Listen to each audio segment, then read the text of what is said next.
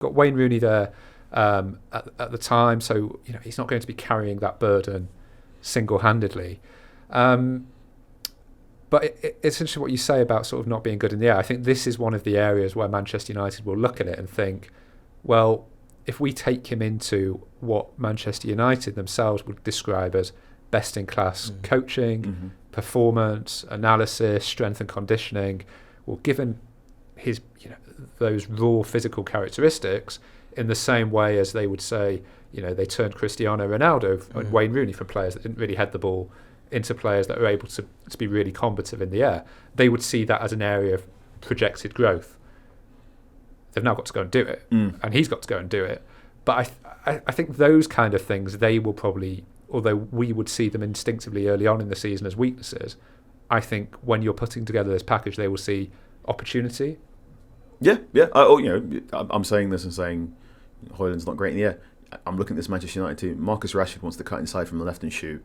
Anthony is incredibly left-footed and wants to cut inside and shoot. So he's not going to have to deal with too many inside crosses. He's going to deal with loads more, drilled passes along the ground. And one thing that did come up in these games for Atalanta is he's amazing really getting near post.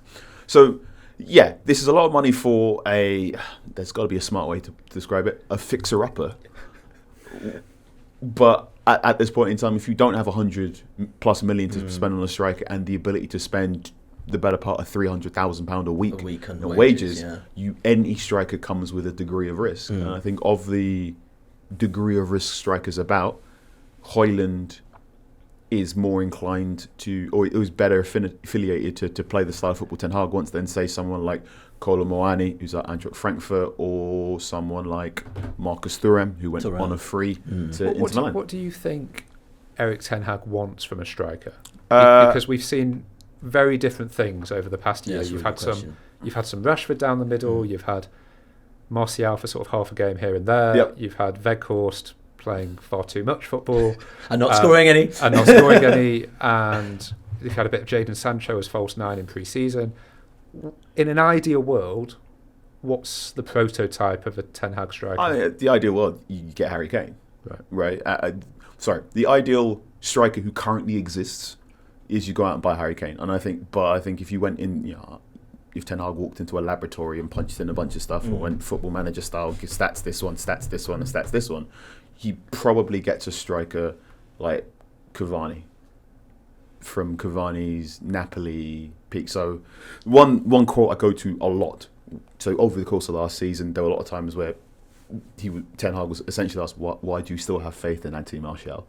And in November time, he said, it's quite clear in my way of playing. I like the type of player that Anthony Martial is because he can hold the ball, he's a target, he can link up, he can run behind, he has speed, he can finish, and he's a good presser.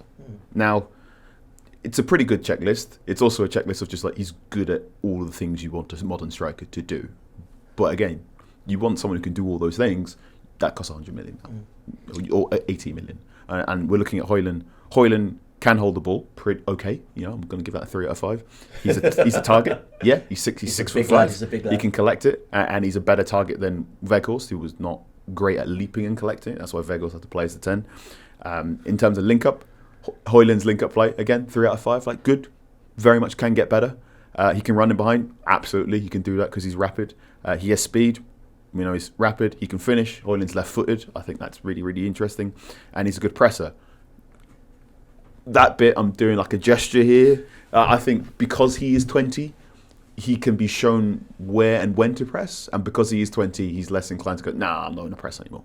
So Højlund is on the way to ticking off all those boxes. And I think that's why this move can work. This is a big test for United fans and from the United manager. United fans are trusting Ten Hag knows what he's on about.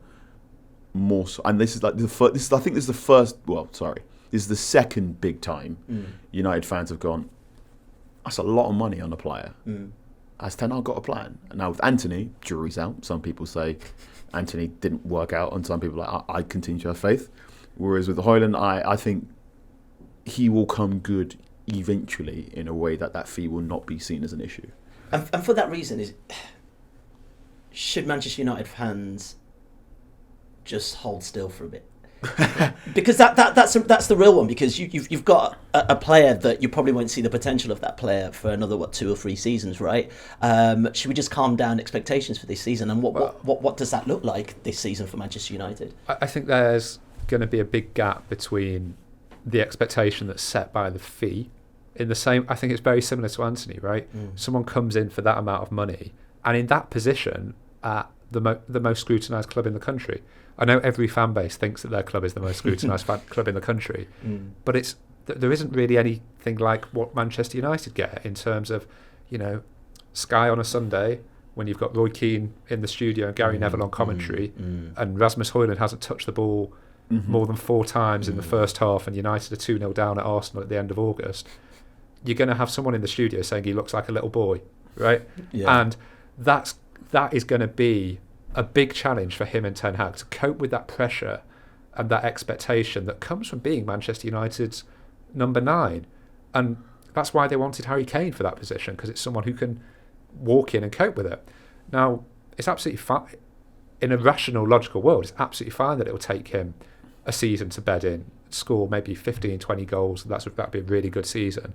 But that's probably not enough to take Manchester United from 3rd to really challenging for the title, and that makes it a difficult sort of situation, I think, for the player and also for United moving forward. But that's where Ten Hag, I think, has to be really strong in terms of the way he communicates with the fan base, with the media, to say, actually, we've taken this bet on this young player, and it might take us a little bit longer to get there. But then at the same time, you've got players like Rafa Varane, Casemiro, Bruno Fernandes, Luke Shaw, who are all at an age where they probably want a finishing part to this project, rather than thinking you might be another 2-3 years away. So there's a few contradictions, I think, in the makeup of that United squad. We've already seen this at the end of the US tour, where Ten Hag has essentially had words to the effect of, we're not in a title race, we're battling for the top 4. So Ten Hag has already done his first sort of, I'm lowering expectations. But as Adam says, there is a difference between the expectations the Manchester United manager can say and set, and the expectations that the football industry want, right? The football industry wants Manchester United to be good. It is beneficial for everyone involved. Well, tell a lie. Well, depending on fan you are. The football industry finds a lot easier when Manchester United are either really, really good, and you go, this is amazing. Oh God, they're in a tight race, or when they're really, really bad. But this halfway house, when they're kind of okay, creates things where what should be just a yes or no question goes, well, kind of, and that's the tricky bit. Can Ten Hag keep enough people on side for the kind of? And what, he's now spent over 300 million. 334 million pounds. So, and it's his choice, right? It's his choice over. He's asked for more as well. Yeah, he's asking for more, and also it's his choice to spend it, over half of that almost on Højlund and Antony. He could have got more experienced players in, so that's a decision. He could very reasonably argue that it's the best interest of the club to invest in those young players for long term. But I think it will be fair to judge the manager on these signings over the next 12 to 18 months.